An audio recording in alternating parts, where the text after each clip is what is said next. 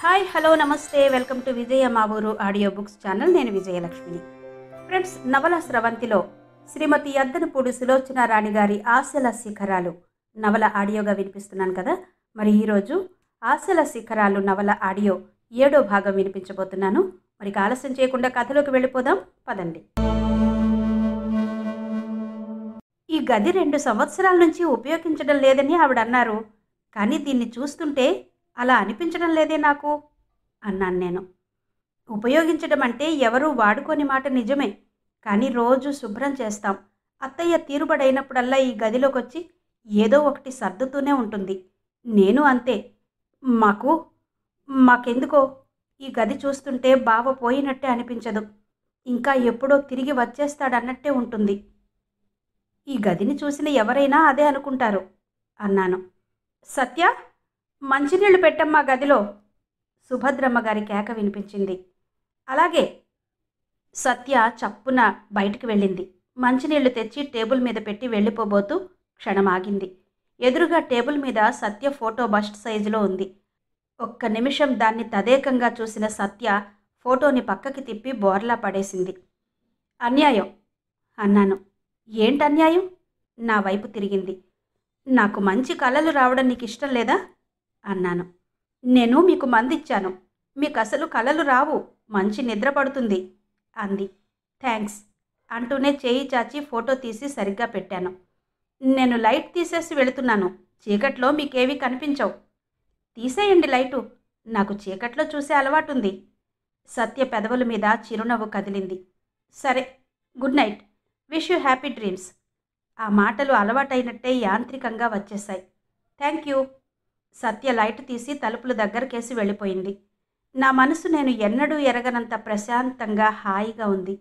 నేను మెల్లగా వెనక్కి వాలి పడుకున్నాను. అప్పుడప్పుడు ఇలాంటి శాంతితో సేద తీరగలిగితే మనిషి ఎంతైనా కష్టపడగలడు అనిపించింది. సత్య ముఖం కళ్ల ముందు మెదిలింది. ఆ ముఖంలో స్వచ్ఛత, నిష్కల్మషత్వం అయస్కాంతాల్లా ఎదుటివారిని ఇట్టే ఆకర్షించుకుంటాయి. సత్య, ప్రసాద్ ఇద్దరూ చాలా అన్యోన్యంగా ఉండేవాళ్ళు. ప్రసాద్ మరణం సత్యని మానసికంగా విరక్తి కలిగేలా చేసింది. ఏది ఏమైనా సత్య డాక్టర్. ఆ వృత్తిలో ఎలాంటి చిరాకులైనా, ఎంత విషాదాలైనా మరచిపోవచ్చు. నా కళ్ళు మెల్లమెల్లగా మూతలు పడ్డాయి. చాలా మంచి నిద్ర, విశ్రాంతి అనే తూగుటుయ్యాలలో ఊగుతున్నట్టు అనుభూతి. ఉన్నట్టుండి నా కళ్ళ ముందు ఏదో వెలుగు కనిపించింది. ఆ వెలుగు మామూలుగా లేదు, ఉజ్వలంగా ఉంది. భగభగలాడుతూ నాలుక చాచి లేస్తున్న సర్పాల సమూహంలా ఉంది. మంటలు ఇలా అంటుకుంటూ దర్వాజాకి ఉన్న పరదా అంటుకుంది. నేను లేవాలని ప్రయత్నిస్తున్నాను. సత్య ఇచ్చిన మందు ఎలాంటిదో నేను నిస్సత్తువుగా అయిపోయాను. మంచం మీద నుంచి లేవలేకపోతున్నాను. మంట దర్వాజా పక్కనున్న బీరువాకు అంటుకుంది. దాని తలుపులు పెళపెళా విరుగుతున్నాయి. మంటలు మెల్లగా గదంతా వ్యాపిస్తున్నాయి. నా ఆసక్తత నన్ను పిచ్చివాడిని చేస్తోంది. సత్య నాకసలు ఏం మందిచ్చింది? నేనెందుకు ఇలా లేవలేకపోతున్నాను? ఈ గదిలో పడుకోవడం సత్యకిష్టం లేదా? సుభద్రమ్మ గారు నన్ను ఆప్యాయంగా చూడడం సత్యకి కంటకంగా ఉందా? చుట్టూ వ్యాపించాయి మంటలు. పరుపు కింద కూడా వేడి తగిలింది. మంచానికి ఎవరో నిద్రపోతుండగా నన్ను కట్టేశారు. భగవాన్, దారుణమైన ఈ చావు కోసమా ఈ ఇంట అడుగు పెట్టాను? మంటలు చుట్టూ వ్యాపించాయి. మంచం మీద నుంచి లేవకుండా అశక్తుడినైపోతున్నాను. నేను కెవ్వున అరిచాను, కేకలు పెట్టాను. నా పిచ్చిగాని నా కేకలు ఎవరికి వినిపిస్తాయి? ఈ చుట్టుపక్కల ఎవరైనా ఉంటేగా. మంట నా పైజామాకి కూడా అంటుకుంది. కాళ్లతో విదిలించేస్తూ గట్టిగా అరిచాను. నా చేతులు ఎందుకు కదలడం లేదో నాకే తెలియడం లేదు. రవి, రవి! ఎవరో నా తల పట్టి గట్టిగా కుదిపారు. నేను మెల్లగా కళ్ళు తెరిచాను. మంటలు మెల్లగా అదృశ్యమైనాయి. ఎదురుగా సుభద్రమ్మ గారి ముఖం కనిపించింది. ఏంటి రవి, ఏవైనా కల వచ్చిందా? ఎంత కేకలు పెట్టావో తెలుసా? నాకు పూర్తిగా మెలకు వచ్చింది. నా ఒంటి నిండా చెమటలు దిగకారుతున్నాయి. ఆ అన్నాను అస్పష్టంగా. ఇంత వాస్తవంగా, ఇంత భయంకరంగా అనిపించిన ఈ అనుభవం కల నమ్మలేకపోతున్నాను. ఆవిడ కొంగుతో నా నుదుట చెమట అద్దుతూ, కొత్త చోటు కదా, నీకు నిద్ర సరిగా పట్టలేదేమో అన్నారావిడ. నాకెప్పుడూ ఇలాంటి కల రాలేదు అన్నాను కొద్దిగా తేరుకుంటూ. ఏం కల అది? సత్య ప్రశ్నించింది. నేనప్పుడే సత్య కూడా అక్కడున్నట్టు గుర్తించాను. ఏం కల? చాలా భయంకరమైంది. కల ఇంత వాస్తవంగా అనిపిస్తుందని నాకు తెలీదు. ఏంటి రవి అది? ఆవిడ అడిగారు. నేను చెప్పాను. నేను చెప్పటం మొదలు పెట్టగానే సత్య ఆవిడ ముఖాముఖాలు చూసుకున్నారు. అది వింటుండగానే ఆవిడ తెల్లబోయినట్టు చూడసాగారు. సత్య హా అన్నట్టు గుండెల మీద చెయ్యి వేసుకుంది. నేను చెప్పటం పూర్తయ్యేసరికి సుభద్రమ్మ గారి చెయ్యి నా మణికట్టు మీద గట్టిగా బిగుసుకుంది. ఆవిడ కళ్ళు ఆశ్చర్యంతోనూ భయంతోనూ పెద్దవయ్యాయి. ఎంత విచిత్రం! సరిగ్గా ప్రసాద్ ఇంకో 6 నెలలకి పోతాడనగా ఈ గదిలో నిజంగా అలాంటి ప్రమాదం జరిగింది. నేను ఆయన ఊళ్ళో లేం. బంధువుల ఇంటికి పెళ్లికి వెళ్ళాం. ప్రసాద్ భాస్కరం ఇద్దరే ఇంట్లో ఉన్నారు. ఓ రోజు రాత్రి ఇలా అనుకోకుండా కర్టెన్లు కాలి వాడి పుస్తకాలు అంటుకున్నాయి. ప్రసాద్కి కాస్త మొద్దు నిద్ర. వాడికి మెలకువ వచ్చేసరికి దాదాపు బట్టలు కూడా అంటుకున్నాయి. ఎలాగో ఎంతో కష్టం మీద ఆ ప్రమాదంలో నుంచి బయటపడ్డాడు. సరిగ్గా ఇదే నీకు కల రావడం ఎంత విచిత్రం! ఆవిడ నోటి వెంబడి వెలువడుతున్న ఈ మాటలు వినగానే నేను నిశ్చేష్టుడినయ్యాను. ఇది యథార్థంగా జరిగిన సంఘటన. తర్వాత చాలాసేపటి వరకు ఆవిడ ఆ పాత సంగతులు చెబుతూ నా దగ్గర కూర్చుండిపోయింది. ఇక పడుకో ఆంటీ, 2 అయింది అంది సత్య హెచ్చరిస్తున్నట్టుగా. ఇద్దరూ వెళ్లారు. నేను పడుకున్నాను. సుభద్రమ్మ గారు చెప్పిన మాటలు పదే పదే వినిపిస్తున్నాయి. ఒంటరిగా ఉన్న ఆ పాత గది అంటుకోవడం నాకు కాస్త విచిత్రంగానే అనిపించింది. ప్రసాద్ సిగరెట్ కాలుస్తాడని, చైన్ స్మోకర్ అని ఆవిడ చెప్పారు. సగం కాలిన సిగరెట్లు నిర్లక్ష్యంగా పడేస్తే అంటుకుని ఉండి ఉంటుంది అనుకుంటున్నారావిడ. రాత్రి పొద్దుపోయిన తర్వాత గాయపడి ఇక్కడికొచ్చి వాళ్లకి ఇబ్బంది కలిగించినందుకే మొహమాట పడుతున్న నేను అర్ధరాత్రి కూడా కేకలతో అదరగొట్టి లేపినందుకు ఇంకా సిగ్గుపడ్డాను. చిచి, నిద్రలో పడి అరవడం నాకెప్పుడూ అలవాట్లేదు. తర్వాత గంటన్నర వరకు నాకు నిద్ర పట్టలేదు. ఈసారి సత్య చెప్పినట్టే ఎలాంటి కలత లేకుండా గాఢ సుషుప్తిలోకి జారిపోయాను. ఉదయం సుభద్రమ్మ గారు వచ్చి తట్టి లేపే వరకు నాకు నిద్ర మెలకువ రాలేదు. రవి, లేస్తావా? లేచి ముఖం కడుక్కుని కాఫీ తాగి పడుకో అన్నారావిడ. మంచం మీద లేచి కూర్చున్నాను. భుజం రాత్రి కంటే బాగా నొప్పి చేసింది. 4-5 గంటలైనా మంచి నిద్రపోవడంతో బడలిక తీరినట్టయింది. ముఖం కడుక్కుని కాఫీ తాగుతుండగా సత్య లోపలికొచ్చి, నేను హాస్పిటల్కి వెళుతున్నాను.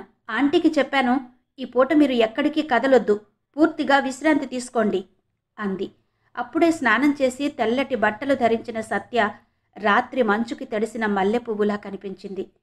నేను రాత్రి మీకు చాలా ఇబ్బంది మొహమాటంగా నసిగాను. ఆ క్షమాపణ సంజయ్షీలేవో ఆంటీకి చెప్పండి. నాకు టైం అయిపోయింది, నేను వెళ్తున్నాను అంది నవ్వుతూ. సుదర్శనం గారు ఇంకా అప్పటికి లేవలేదు. ఆయన ఈ మధ్య రాత్రిళ్ళు నిద్ర పట్టడం కోసం రవంత నల్లమందు అలవాటు చేసుకుంటున్నారని చెప్పారావిడ. నేను లేచి ముఖం కడుక్కుని కాఫీ తాగుతూ, రాత్రి మిమ్మల్ని కంగారు పెట్టినందుకు మన్నించాలి అన్నాను. ఇందులో మన్నించడానికేముంది గాని, ప్రసాద్కి జరిగిన ఆ సంఘటన అచ్చు అలాగే నీకు కల రావడం మాత్రం నాకు చాలా విచిత్రంగా ఉంది. ఆ తర్వాత చాలాసేపటి వరకు నాకు నిద్ర పట్టలేదు అన్నారావిడ. నేను కాఫీ తాగిన 10 నిమిషాల తర్వాత ఆవిడ ట్యాబ్లెట్ తెచ్చిస్తూ, ఇదిగో సత్య ఈ మందు వేసుకోమంది అంటూ ఇచ్చారు. నేనది వేసుకున్న తర్వాత ఇక వెళ్తాను అన్నాను. వెళ్తావా? ఎక్కడికి? నా రూమ్కి. భలేవాడివే, ఈ రోజంతా నువ్వెక్కడికి కదలొద్దు, ఇక్కడే ఉండి విశ్రాంతి తీసుకో అనేసి వెళ్ళిపోయారావిడ. ఆవిడ మాటలు గట్టిగా తిరస్కరించాలని అనిపించినా ఆచరణలో పెట్టలేకపోయాను. సుదర్శనం గారు లేస్తూనే ఆవిడ జరిగిందంతా చెప్పినట్టున్నారు. నన్ను పిలిచారు. దగ్గరగా తన మంచం మీద కూర్చోమని స్వయంగా గాయం పరీక్ష చేశారు. ఆయన కళ్ళలో తృప్తి, గర్వం కదలాడాయి. భేష్, నా పత్రికకి తగ్గ వ్యక్తిని ఎన్నుకున్నాను. నా చిన్నతనం గుర్తుకు తెస్తున్నావు అంటూ ఇటువంటివే ఓ 3 సంఘటనలు చెప్పారు. గత స్మృతులతో ఆయన కళ్ళలోకి జీవం వచ్చింది. ఆనందంతో అవి తళతళలాడాయి. తన రూమ్కి వెళ్ళిపోతానంటున్నాడు ఆవిడ ఫిర్యాదు చేస్తున్నట్టు చెప్పారు. ఆయన కూడా అంగీకరించలేదు. నా బట్టలన్నీ సణిగాను. డ్రైవర్ రాగానే నేను పంపి తెప్పిస్తాలే, ఆఫీస్కి కూడా ఫోన్ చేస్తాను. కాగితాలేవైనా ఉంటే పంపమని అన్నాడాయన. కానీ ఆ రోజు డ్రైవర్ రాలేదు. సూర్యానికి నా గది తెలీదు. సుభద్రమ్మగారు బీరువా తెరిచి ప్రసాద్ రాత్రిపూట ధరించే పైజామా షర్ట్ తీసిచ్చారు. నాకు సరిపోవేమో అన్నాను. వేసుకుని చూడు అని వెళ్ళిపోయారావిడ. అవి పొడుగు దాదాపు సరిపోయినా ప్రసాద్ కంటే నేను లావ్ అవ్వడం వల్ల కాస్త టైట్గా ఉన్నాయి. లేచి బయట తిరిగే పని లేదు. కూర్చోవడానికి పడుకోవడానికి ఏమి ఇబ్బంది లేదు. ఆఫీస్ నుంచి సూర్యం ఆ రోజు టపా ఇంకా ముఖ్యంగా చూడాల్సిన కాగితాలు తెచ్చాడు. నేనవి చూస్తూ కూర్చున్నాను.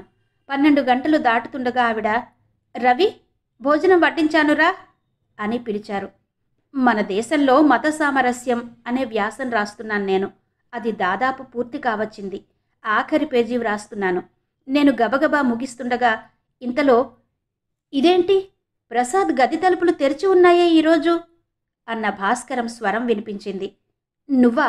రా, రవి ఉన్నాడా గదిలో అన్న సుభద్రమ్మగారి జవాబు కూడా వినిపించింది. నేనప్పటికే వ్రాయడం పూర్తి చేసి కాగితాలు బొత్తు పెడుతున్నాను. రవి ఆ గదిలోనా? రాత్రి ఇక్కడే పడుకున్నాడు. నేను గదిలో నుంచి బయటకు వస్తున్నాను. భాస్కరం అప్పటికే అక్కడికొచ్చాడు. నన్ను చూడగానే అతని కళ్ళు కొద్దిగా ఆశ్చర్యంతో పెద్దవైనాయి. బహుశా ఆ ఆశ్చర్యం నేను ధరించిన బట్టలు చూసి కావచ్చు. గది గుమ్మం లోపల నేను, బయట అతను ఆగిపోయాం. అతని చూపులు నన్ను నిలువెల్లా ఒక్కసారి పరికించాయి. అక్కడ కనబడ్డ విపరీతమైన అసంతృప్తి కనిపించింది. భాస్కరం, నీక్కూడా వడ్డించనా? భోజనం చేస్తావా? అతను వెనక్కి తిరిగాడు. అవసరం లేదు, నేను తినేసి వచ్చాను. ఆ మాటలు కూడా చాలా వాడిగా వచ్చాయి. నేనతన్ని పలకరించకుండానే యువతలకు వచ్చేశాను. నేను భోజనం చేసినంతసేపు భాస్కరం గదిలోనే ఉన్నాడు. మా భోజనాలు అయిన తర్వాత యువతలకొచ్చాడు. నేను గదిలోకి వెళ్ళాను. కొద్దిసేపు పడుకుంటే బాగుండుననిపిస్తోంది. భాస్కరం నాతో ఇంకేం మాట్లాడలేదు. నేను వచ్చి గదిలో పడుకున్నాను. అలసటగా అనిపించడంతో కళ్ళు మూసుకున్నాను. దూరంగా వంట ఇంటి దగ్గర నుంచి మాటలు వినిపిస్తున్నాయి. బహుశా అవి నేను వినాలనేమో. భాస్కరం బిగ్గరగా అన్నాడు. ఏంటిది? మీ అందరికీ ఏమైనా మతిపోయిందా? ప్రసాద్ గదిలో ముక్కు ముఖం తెలియని ఎవరినో ఉంచడమా? అతని బట్టలు ఎరువులివ్వడమా? రవి మనం ఎరుగని వాడెలా అవుతాడు? లేక చాలా దగ్గరవాడంటావా? నాకు తెలియలేదు పిన్ని. నువ్వు అమాయకురాలివి. లోకమంతా నీలాగే మంచివాళ్ళనుకుంటావు. ఎప్పుడో ఒకసారి ఈ మంచే నిన్ను గోతిలోకి దించుతుంది. ఈరోజు 100కి 100 పాళ్ళు మనుషులు గోముఖ వ్యాఘ్రాలే. మన కంటికి తాడుగానే కనిపిస్తూ ఉంటారు. తీరా చేతిలోకి తీసుకుంటే పామై కరుస్తారు. ఏకుల్లా మెత్తమెత్తగా వచ్చి వదిగి ఉండి మేకుల్లా మారిన మనుషుల్ని నేను చాలా మందిని చూశాను. ఆ తర్వాత విచారించి ప్రయోజనం లేదు. ముందే హెచ్చరిస్తున్నాను. ఇక మీ ఇష్టం. ఎవరికి ఎంత విలువ ఇవ్వాలో కాస్త ఆలోచించి మరీ ఇవ్వండి. వస్తాను. అతను వెళ్ళిపోవడం వినిపించింది. అతను నన్నుద్దేశించి ఈ మాటలు విసిరాడు. నా మనసు చివుక్కుమంది. అక్కడి నుంచి సాధ్యమైనంత త్వరగా నా రూమ్కి వెళ్ళిపోవాలనిపించింది. భాస్కరం నేను ఇంచుమించు ఒకే వయసు వాళ్ళం. భాస్కరం నాకు ఏ కాస్త చేదోడుగా ఉన్నా ఈ పత్రిక విషయంలో నేను మరింత విజయం సాధించేవాడిని. భాస్కరానికి నన్ను చూస్తే ఎందుకింత ఆగ్రహమో నాకు తెలియడం లేదు. న్యాయానికి సుదర్శనం గారికి సుస్థి చేసినప్పుడు గాని, అంత క్రితం గాని అతను ఈ పత్రిక విషయంలో ఏమాత్రం బాధ్యతగా ప్రవర్తించినా నాలాంటి పరాయి మనిషి ఈ ప్రాంగణంలోకి అడుగుపెట్టే అవసరం వచ్చేది కాదు. భాస్కరం లాంటి వాళ్లకి బాధ్యత పంచుకోవడం రాదుగాని అధికారం గుర్తు చేయడం చాలా బాగా వస్తుంది. ఈ పత్రిక విషయంలో అతను ఏ రకంగానూ తోడుపడకపోగా పైనుంచి ప్రతి చిన్న విషయంలో నేనున్నాను అంటూ అడ్డు రాసాగాడు. మూర్తిగారు ఓసారి సెలవు కావాలన్నాడు. ఆఫీసులో పని ఒత్తిడి ఎక్కువగా ఉంది. 1-2 రోజుల తర్వాత తీసుకోమని కోరాను. అతను వెళ్ళి భాస్కరానికి ఏం చెప్పాడో తెలీదు. భాస్కరం రయ్యమంటూ నా గదిలోకి దూసుకొచ్చాడు. వస్తూనే నన్ను నిలదీస్తున్నట్టుగా అన్నాడు. ఏంటి నీ ఉద్దేశం? ఈరోజు అడిగిన సెలవు 2 రోజుల తర్వాత ఇస్తానన్నావట? ఆఫీసులో పని ఎక్కువగా ఉంది. సెలవు కావాలని ఆయన చెప్పిన కారణం అంత ముఖ్యమైంది కాదు. ముఖ్యమైంది కాదా? పెళ్లి పెటాకులు కానివాడివి. నీకేం తెలుస్తాయి ఆ బాధలు? భాస్కరం పలికిన వ్యంగ్యానికి నాలో కోపం కస్సుమన్నట్టు లేచింది. అంతకంటే రెట్టింపు దృఢంగా, నీకయిందా పెళ్ళి? నీకు తెలుసా బాధ్యత అని అడగాలనిపించింది. కానీ ఏం లాభం? మాటకి మాట వస్తే తర్కమవుతుంది. ఆఫీసులో వీళ్ళిద్దరూ పోట్లాడుకుంటున్నారనే మాట బయటకు వెడుతుంది. దానికి వికృతంగా చిలవలు పలవలుగా 1000 అర్థాలు రావచ్చు. అందుకే తమాయించుకుని ఊరుకున్నాను. కానీ నేనూరుకున్నా భాస్కరం ఊరుకోలేదు. అతని ధోరణి చూస్తే ఏ సాకు దొరుకుతుందా, రాద్ధాంతం చేద్దామా అని ఎదురు చూస్తున్నట్టుగా ఉంది. మూర్తికి ఈరోజు సెలవు కావాలట, నేను గ్రాంట్ చేస్తున్నాను లీవ్ అనేశాడు. టేబుల్ మీద కాగితాలన్నీ గబగబా కలగాబులగం చేస్తూ అప్లికేషన్ కోసం వెతుకుతూ. నేను చప్పున అతని చేతులు పట్టుకున్నాను. అంత క్రితం 2 గంటల నుండి నేను శ్రద్ధగా పనిచేస్తూ అందులో ముఖ్యమైన ఉత్తరాలు ఏరి పక్కన పెట్టాను. భాస్కరం వాటన్నిటినీ కలిపేశాడు. ఏంటి పని అన్నాను. కోపం అణుచుకోవడం నాకు చేత కాలేదు. ఏది, ఆయనిచ్చిన అప్లికేషన్ ఇటివ్వు, నేను పెడతాను సంతకం. భాస్కరం, నీ ప్రవర్తన బాగాలేదు. నీ ప్రవర్తన బాగుందా? మూర్తిగారికి నీకు అసలు తేడా ఏంటి? ఆయన ఎంతో, నువ్వు అంతే. పొట్ట చేత్తో పట్టుకుని వచ్చిన వాడికి ఇంత అహంకారం పనికిరాదు. చాకచక్యంతో అందరి నెత్తిన చేతులు పెట్టి అధికారం స్వంతం చేసుకోవడం నీలా అందరికీ రాదు. నేను భాస్కరం చెయ్యి వదిలేశాను. అతనిలా అడుగడుక్కి విషం కక్కినట్టు ఎందుకిలా బుస కొడుతున్నాడో అర్థం కావడం లేదు. రెప్పవాల్చకుండా అతని వైపే చూడసాగాను. నాకు ఆ క్షణంలో అతని మీద ఆగ్రహం ఎక్కువ కాలేదు. అతను ప్రదర్శిస్తున్న ఈ చర్యలకి వెనక దాగి ఉన్న అసలు భావమేంటో సరిగ్గా తెలుసుకోవాలనిపించసాగింది. ఏది అప్లికేషన్? రెట్టిస్తున్నట్టు అధికారికంగా అడిగాడు. అది నువ్వు సంతకం పెడితే చెల్లదని నేను గుర్తు చెయ్యాలా అన్నాను. భాస్కరం మండిపడ్డట్టుగా చూశాడు. కనుబొమలెగరేస్తూ అన్నాడు. అదా నీ ధైర్యం? అయితే సరే, మూర్తిగారిని నేను రావద్దని చెబుతాను. ఆయన చోటులో నువ్వుండి ఆ పని పూర్తి చేస్తే నాకేం అభ్యంతరం లేదు. వెళ్ళబోతున్న భాస్కరం గిరుక్కున వెనక్కు తిరిగాడు. అంటే నీ ఉద్దేశం? ఆ పని అర్జెంటుగా అయిపోవాలి. అంత అర్జెంట్ అయితే నువ్వు చూసుకో, చాలా నిర్లక్ష్యంగా అన్నాడతను. నేనా? నేను ఊరికే ఉన్నానా? పక్కనున్న ఫైల్ చూపించాను.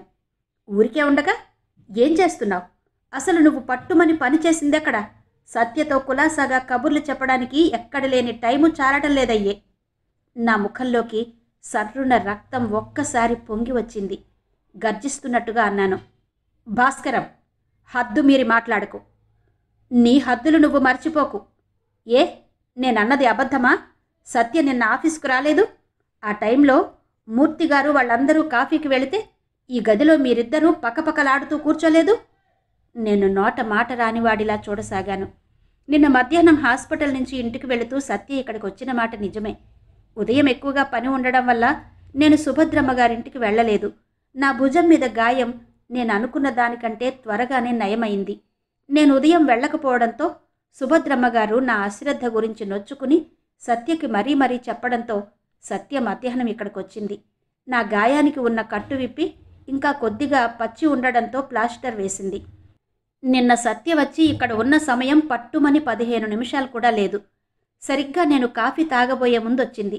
సూర్యాన్ని ఇంకో కప్పు కాఫీ ఎక్కువ తీసుకురమ్మనమని పంపాను. సూర్యన్ రావడం కొద్దిగా ఆలస్యమైంది. సత్య నా దగ్గర ఫీజు తీసుకోదని నాకు తెలుసు. అయినా సరే మర్యాద కోసం కొంత డబ్బు తీసి కవర్లో పెట్టి సత్యకెదురుగా టేబుల్ మీద పెడుతూ, డాక్టర్ గారికి దక్షిణ తాంబూలం అన్నాను నవ్వుతూ. సత్య ఆ కవరు నా వైపు జరిపింది. డాక్టర్ గారు త్వరలో క్లినిక్ తెరవాలని అనుకుంటున్నారు. ఆ తెరిచినప్పుడు మొట్టమొదటి ఫీజు తమ దగ్గరే తీసుకుంటారట అంది చిరునవ్వుతో. క్లినిక్ పెట్టే ఉద్దేశం ఉందా అన్నాను నేను. సత్య అవునంది. మా సంభాషణ తర్వాత క్లినిక్ గురించి, దాన్ని నడపడంలో గల సాధక బాధకాల గురించి చర్చ జరిగింది. ఈ లోపల సూర్యం కాఫీ తెచ్చాడు. మందులు, రోగులు, వాళ్ల సైకాలజీ, వీటి గురించి చెబుతూ సత్య కాఫీ తాగిన తర్వాత కూడా కొద్దిసేపు కూర్చుండిపోయింది. నాకు కూడా అట్టే టైం తెలియలేదు. తర్వాత సత్య వెళ్ళిపోయింది. నా పనిలో నేను మునిగిపోయాను. ఈ కాస్త దానికి భాస్కరం ఇంత వికృతంగా మాట్లాడడం నాకు చాలా ఆశ్చర్యంగా ఉంది. భాస్కరం చూపుతున్న ఈ వక్రబుద్ధికి అసహ్యం కూడా వేసింది. మా ఇద్దరి మధ్య ఉన్న స్పర్ధలో సత్యని ఇరికించడం ఎందుకో నాకు అర్థం కాలేదు. భాస్కరాన్ని అనవసరంగా మాటలు మీరితే ఊరుకోనని హెచ్చరించాను. మా ఇద్దరి మధ్య రేగిన ఈ ఘర్షణ చివరకు సుదర్శనం గారి వరకు వెళ్ళక తప్పలేదు. నేనిష్టం వచ్చినట్టు ప్రవర్తిస్తున్నానని, అహంకారిగా మాట్లాడుతున్నానని భాస్కరం నా ఎదుటే ఆయనకి ఫిర్యాదు చేశాడు. నేను జరిగిందంతా చెప్పాను. ఆయన మా ఇద్దరి మాటలు శ్రద్ధగా విన్నారు. భాస్కరంతో, అతని మీద ఒక బాధ్యత పెట్టాం. అతని కర్తవ్యం అతన్ని నిర్వర్తించని. ఆ మంచి చెడ్డలన్నీ అతన్నే చూసుకొని అన్నారు. భాస్కరం కొరకొరలాడుతున్నట్టుగా చూశాడు. సుదర్శనం గారు నా వైపు తిరిగి అన్నారు, రవి, నేను శారీరకంగా అసమర్థుడినై ఈ బాధ్యతంతా నీకు అప్పగించిన మాట నిజమే. నువ్వు భాస్కరం మాటని కూడా మన్నించాలి. నా తర్వాత యజమానన్న సంగతి మర్చిపోవద్దు అని హెచ్చరించారు. ఆయన ధోరణి గోడ మీద పిల్లివాటంగా ఇటు పూర్తిగా నా వైపు కాకుండా అటు భాస్కరాన్ని బలపరుస్తున్నట్టుగా కాకుండా ఉంది. మర్నాడు మూర్తిగారు ఆఫీస్ మానేశాడు. దాని ఫలితంగా నేను 2 రోజులు వరుసగా రాత్రి తెల్లవార్లు కూర్చుని పనిచేయాల్సి వచ్చింది. మనుషుల మధ్య వైషమ్యం ఉండనే ఉండకూడదు. ఉంటే ఒక సంఘటన ఒకరు సర్దుకుపోయినంత మాత్రాన సమసిపోలేదు. అప్పుడప్పుడు అది చిటపటలాడి అగ్ని రవ్వలు ఎగురుతూనే ఉంటాయి. సాధ్యమైనంత వరకు భాస్కరంతో ఘర్షణ పడకుండా ఉండడానికి నేను విశ్వ ప్రయత్నం చేయసాగాను. కానీ సాధ్యం కాలేదు. పై సంఘటన తర్వాత వారం రోజులకి ఆ రోజున నేను సూర్యాన్ని పిలిచి అర్జెంట్ అని చెప్పి కొన్ని ఉత్తరాలు పోస్ట్ చేసి రమ్మన్నాను. సూర్యం వెళుతుంటే భాస్కరం పిలిచి కాఫీ తెమ్మని చెప్పాడట. సూర్యం ఒక్క పావు గంటలో వచ్చేస్తానని చేతిలో ఉన్నవి చూపిస్తూ అవి అర్జెంట్ అని చెప్పాడట. భాస్కరం ముందు తను చెప్పిన పని చెయ్యాలి అన్నాడు. సూర్యం అయ్యగారితో చెప్పండి అన్నాడు. మాటకి మాట ఎదురు చెప్తావురా రాస్కెల్ అంటూ భాస్కరం సూర్యం చెంప మీద కొట్టాడు. సూర్యం మాట పడే మనిషి కాదు. తిరగబడ్డాడు. దాంతో భాస్కరానికి ఇంకా ఆగ్రహం వచ్చింది. సూర్యాన్ని పట్టుకుని చావబాదాడు. నా ఆఫీస్ రూమ్కి గోల వినిపించి నేను లేచి వెళ్లేసరికి శర్మ మూర్తిగారులిద్దరూ భాస్కరం చేతుల్లోని సూర్యాన్ని విడిపించడానికి ప్రయత్నిస్తున్నారు. నేను విషయం ఏంటని అడిగాను. భాస్కరం కళ్ళెర చేస్తూ అన్నాడు, ఏంటా నువ్వెక్కించిన పొగరు చూడు, ఎలా మాట్లాడేటట్టు చేస్తుందో. నీ అలుసు చూసుకునే ఈ వెధవకి ఇంత నిర్లక్ష్యం. వెధవాకిదవా అన్నావంటే ఊరుకునేది లేదు. సూర్యం భాస్కరం మీద కలబడిపోయాడు. నేను సూర్యం భుజం పట్టుకుని ఆపేశాను. సూర్యాన్ని ఆఫీసులో నుంచి తరిమివేయాలని పట్టుబట్టాడు భాస్కరం. సూర్యం తప్పేంటో చెప్పమన్నాను. ఆ సాయంత్రం సుభద్రమ్మ గారికి ఫోన్లో చెప్పేశాను. ఇలా భాస్కరం అడుగడుక్కి గొడవ చేస్తే పత్రిక పని చూడడం నా వల్ల కాదన్నాను. ఆవిడ ఓపిక పట్టమంటారు. భాస్కరం మాటలు లక్ష్య పెట్టవద్దంటారు. కానీ అదెలా సాధ్యం? భాస్కరం ధోరణి నాకు అర్థమైంది. పత్రిక ఇప్పుడిప్పుడే పేరులోకొస్తుంది. రోజురోజుకి సర్క్యులేషన్ పెరుగుతోంది. పాపులారిటీ వస్తోంది. ఏ రకంగానైనా నన్ను ఇందులో నుంచి బయటకు నెట్టి ఆ ఎడిటర్ హోదా తను తీసుకోవాలని భాస్కరం దృఢ నిశ్చయంలా ఉంది. నా క్రింద అతను పనిచేయడం అనేది అతనికి చాలా సిగ్గుగా, చిన్నతనంగా ఉన్నట్టుంది.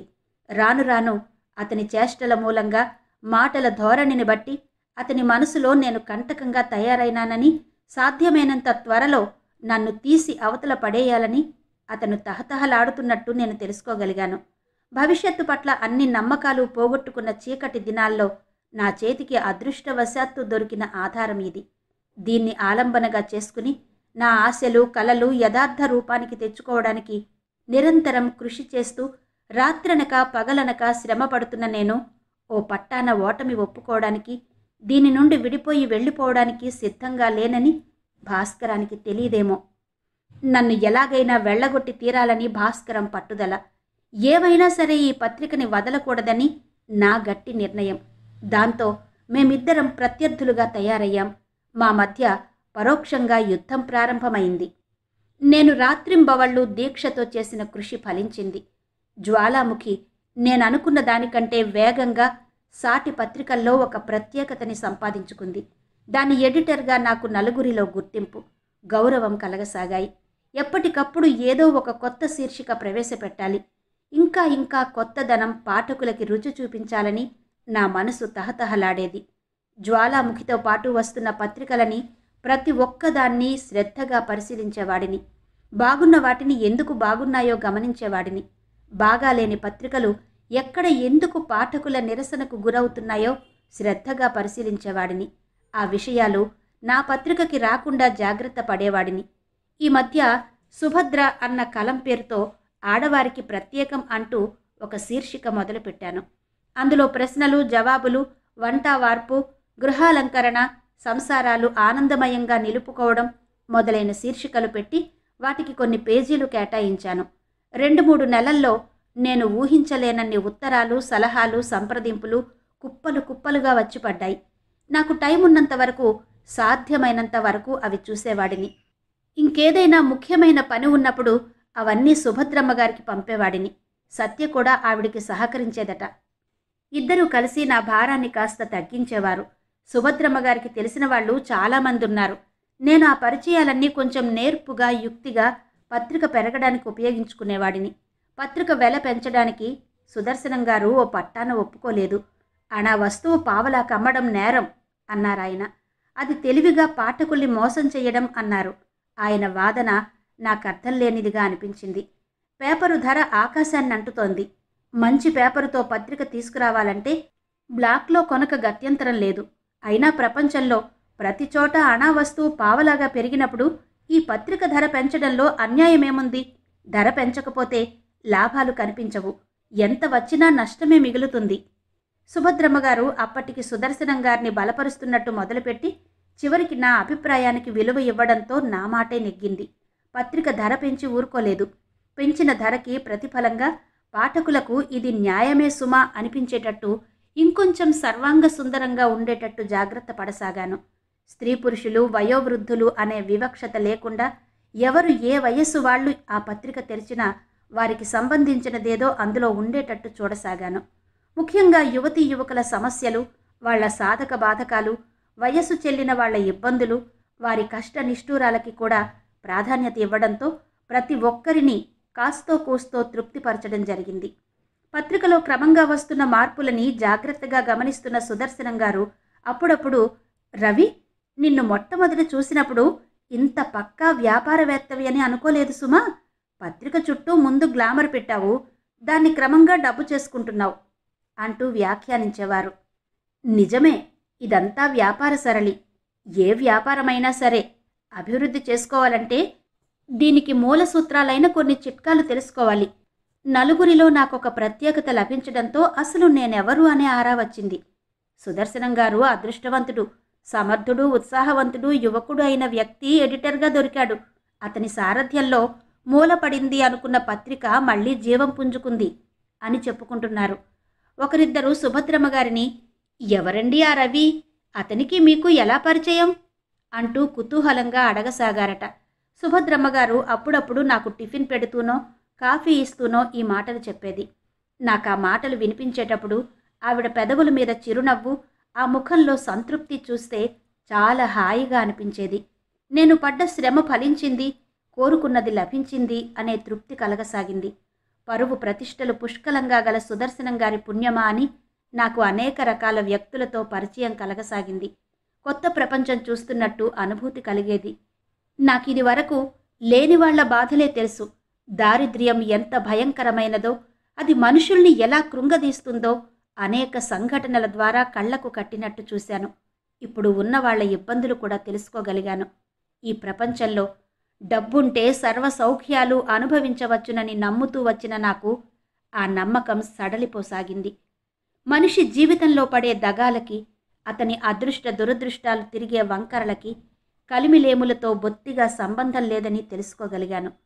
జ్వాలాముఖి పుట్టి ఈ సంక్రాంతికి 25 సంవత్సరాలు. సంక్రాంతి ప్రత్యేక సంచికగా కాకుండా ఈసారి రజతోత్సవ సంచికగా కూడా ప్రాధాన్యత ఉంది. దాని ప్రత్యేకతను తెలుసుకోవడానికి, అందంగా ముస్తాబు చేయడానికి నేను బాగా శ్రమ పడాల్సి వచ్చింది. కొన్ని రోజులు వరుసగా రాత్రింబవళ్ళు ఊపిరాడకుండా పనిచేశాను. ఉదయం లేచినప్పటి నుండి రాత్రి పొద్దుపోయి పడుకోబోయే వరకు ఏదేదో పని ఉండేది. అప్పుడప్పుడు సుభద్రమ్మ గారు ఆఫీస్కొచ్చేవారు. నేను చేస్తున్న పనిని కుతూహలంగా గమనించేవారు. ఒక్కోసారి గడ్డం చేసుకోవడానికి కూడా బద్దకించి కాగితాలు ముందు పెట్టుకుని కూర్చున్న నన్ను చూస్తూ, రవి, జాగ్రత్త సుమా, శక్తికి మించి శ్రమపడి ఆరోగ్యం పాడు చేసుకోవద్దు అంటూ హెచ్చరించేవారు. నాకు వేళకి భోజనం, కాఫీ, టిఫిన్ ఆవిడే స్వయంగా ఇంటి నుంచి పంపేవారు. ఫోన్ చేసి నేను తిన్నానో లేదో స్వయంగా అడిగి తెలుసుకునేవారు. ఆవిడకి వీలుంటే ఒక్కోసారి ఆవిడే స్వయంగా వచ్చి దగ్గరుండి శ్రద్ధగా నేను సరిగ్గా భోజనం చేశానో లేదో చూసేవారు. ఆఫీసులోనే నాకొక గది విడిగా ఏర్పాటు చేశారు. అక్కడ నాకు మంచం, ఒక వాలు కుర్చీ, అక్కడి నుంచే మాట్లాడేందుకు ఫోను ఏర్పాటయింది. నాకు ఏర్పాటు చేసిన ఈ గది ఎప్పుడూ శుభ్రంగా ఉండేట్టు, నాకెప్పుడు ఏది కావాలన్నా క్షణాల మీద తెచ్చి ఇచ్చేటట్టు సూర్యానికి ప్రత్యేకంగా అదనపు బాధ్యతలు అప్పగించబడ్డాయి. దానికి కూడా అతని జీతం పెంచడం జరిగింది. ఒక్కోసారి పొద్దుపోతే సూర్యన్ నాతో పాటే ఆఫీసులోనే పడుకునేవాడు.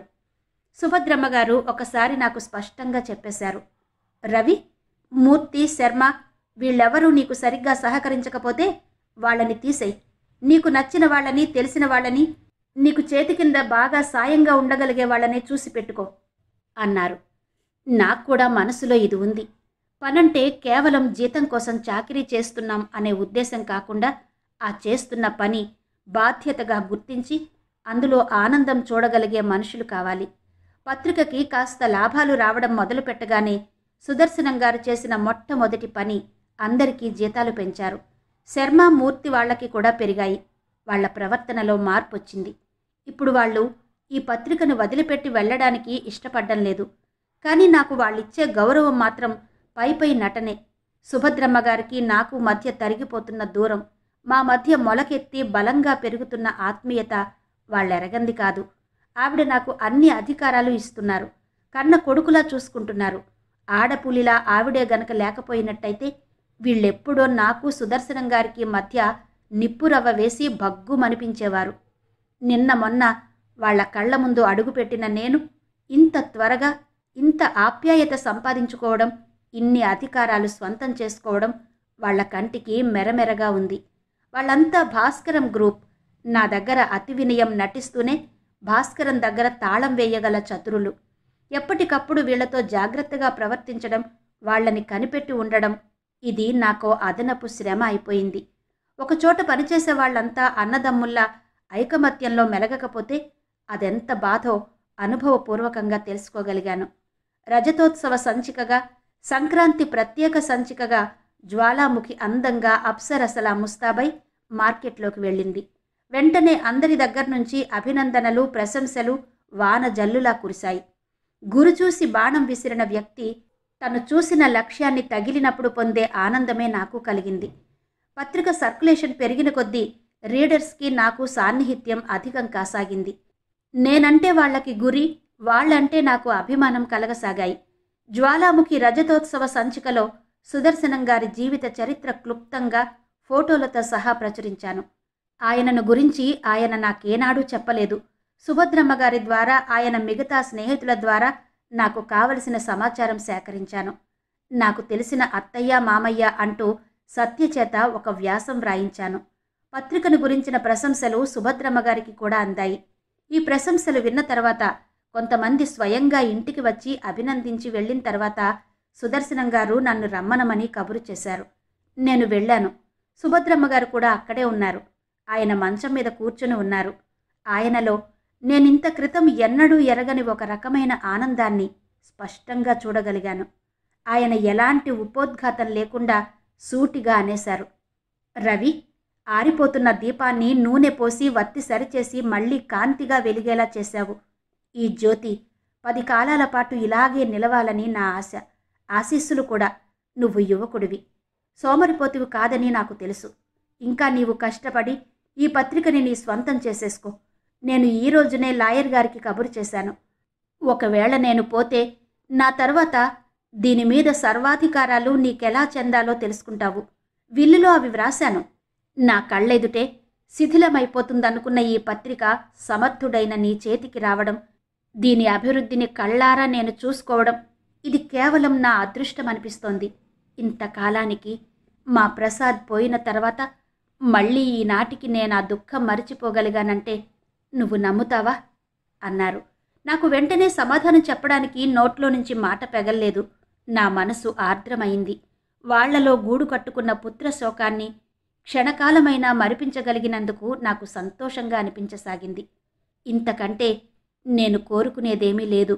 వాళ్ళు నన్ను నమ్మి నాకప్పగించిన బాధ్యత సక్రమంగా నిర్వర్తించగలిగాననే తృప్తి, ఆనందం రెండూ కలిగాయి. అవసరమైతే మరో మనిషిని చేతి కింద వేసుకోమని ఆయన కూడా సూచించారు. 1 వారం రోజుల పాటు ఎక్కడికైనా వెళ్ళి విశ్రాంతిగా గడిపి రమ్మనమని సుభద్రమ్మ గారు కోరారు. ఈ రజతోత్సవం సంచికలో పీకల వరకు మునిగిపోయిన నేను ఈ మధ్య గోపాలం ఇంటికి వెళ్ళలేదు.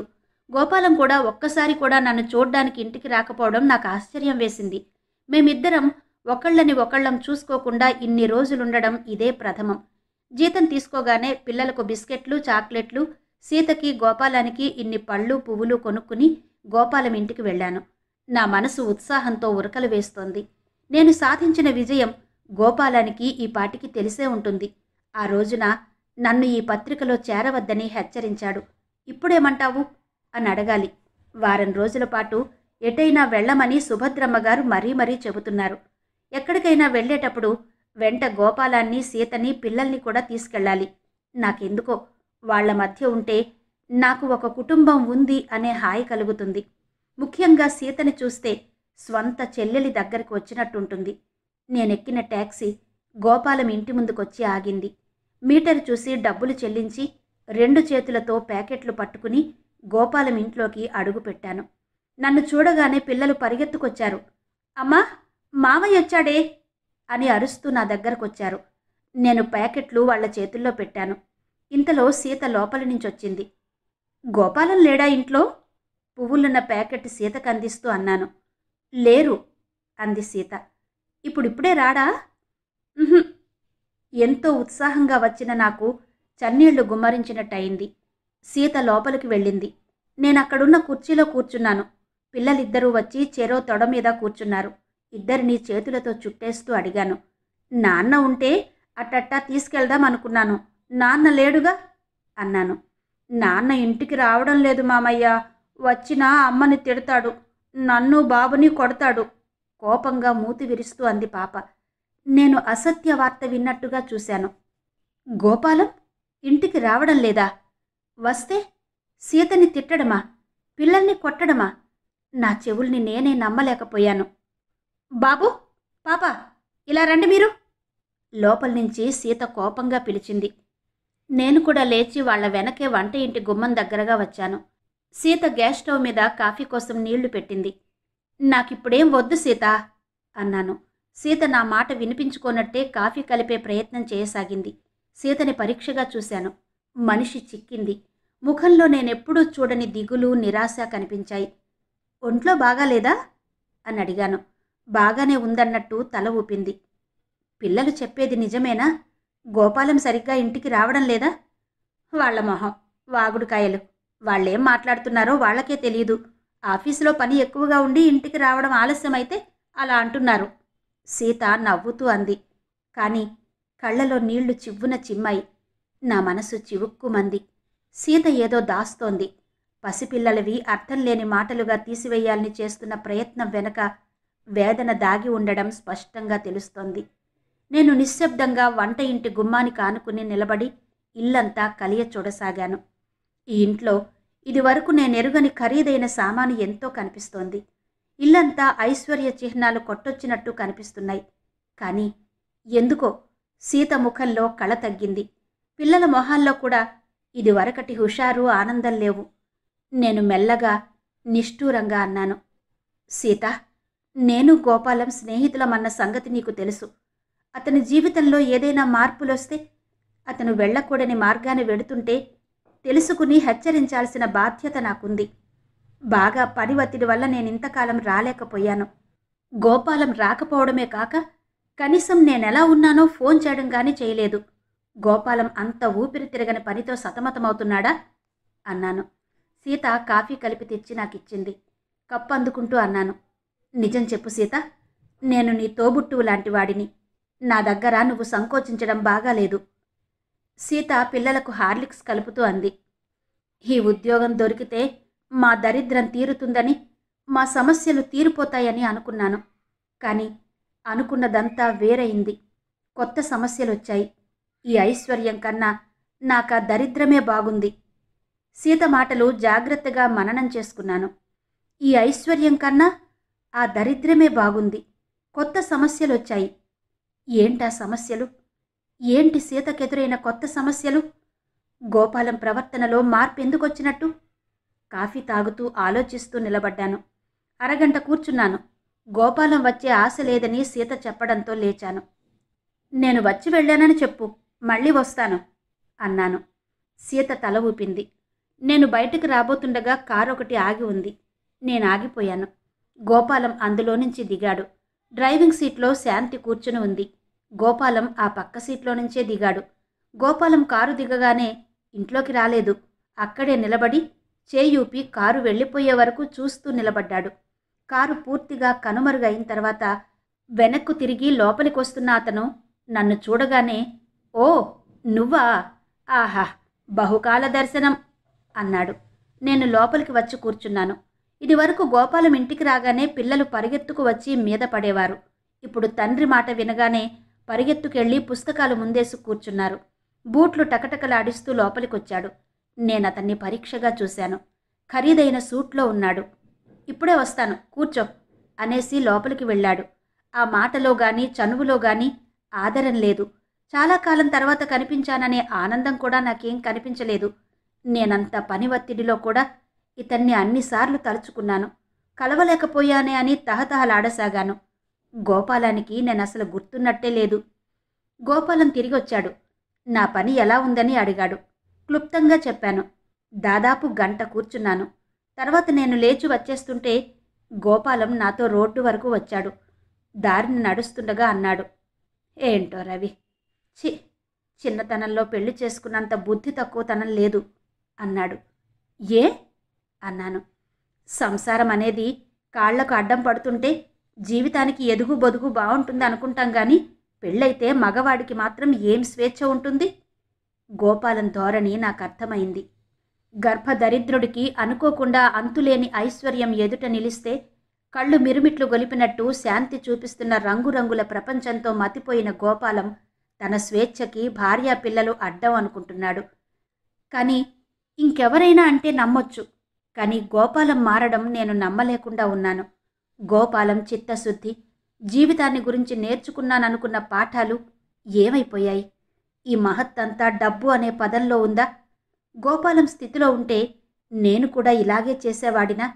ఈ ప్రపంచంలో డబ్బు మినహా ఇంకా దేనికి విలువ లేదా? ఈ ఐశ్వర్యం కంటే ఆ దరిద్రమే నయం అన్న సీత మాటలు చెవుల్లో కంగు మనసాగాయి. ఆశల శిఖరాలు శ్రీమతి యద్దనపూడి సులోచనారాణి గారి నవల ఆడియో 7వ భాగం విన్నారు కదా. మిగిలిన కథ తరువాతి భాగాల్లో వినిపిస్తాను. అంతవరకు సెలవు. నమస్తే.